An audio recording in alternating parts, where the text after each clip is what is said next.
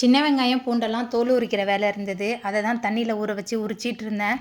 சில நேரத்தில் தண்ணியில் ஊற வச்சு நம்ம தோல் உரிச்சோமா கண்லேருந்து தண்ணி வரும். சில நேரத்தில் தண்ணி வராது. இது வெங்காயத்தோட தன்மையா என்னன்னு தெரியல. நான் சின்ன பிள்ளையா இருக்கும்போது ஒரு ஆச்சி பார்த்துருக்கேன். எங்கள் பக்கத்தில் இருப்பாங்க. அவங்க எவ்வளோ வெங்காயம் உரித்தாலும் அவங்களுக்கு கண்ணே எரியாது.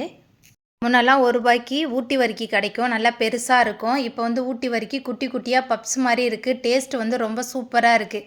ஆனால் இந்த ஊட்டி வரிக்கியில் ஏதோ நட்ஸு போட்டிருக்காங்க. நம்ம சாப்பிடும்போது வாயில் அங்கங்கே கடிப்படுது.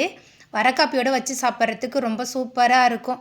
செவ்வாய்க்கிழமை இல்லையா, சாயந்தரம் போல் மாஸ்க்கு போயிட்டு வரும்போது பால் வாங்கிட்டு வந்திருந்தேன். தயிர் உர ஊற்றி வைக்கிறதுக்கு. அதனால தான் பால் பாக்கெட்லாம் கழுவி வச்சு எடுத்துகிட்டு இருந்தேன். காஃபி போடுறதுக்கு தனியாகவும் பால் உர ஊற்றுறதுக்கு தனியாகவும் வாங்கிட்டு வந்திருந்தேன். பால் பாக்கெட் எப்போவுமே நான் கழுவிட்டு தான் எடுத்து ஃப்ரிட்ஜில் வைப்பேன். ஏன்னா நிறைய கைமாறி வரும்ல. அது எனக்கு இந்த கொரோனா டைம்லேருந்து அதில் கொஞ்சம் அலர்ஜி. அதனால் எப்பொழுதுமே அப்படி தான் எடுத்து வைப்பேன்.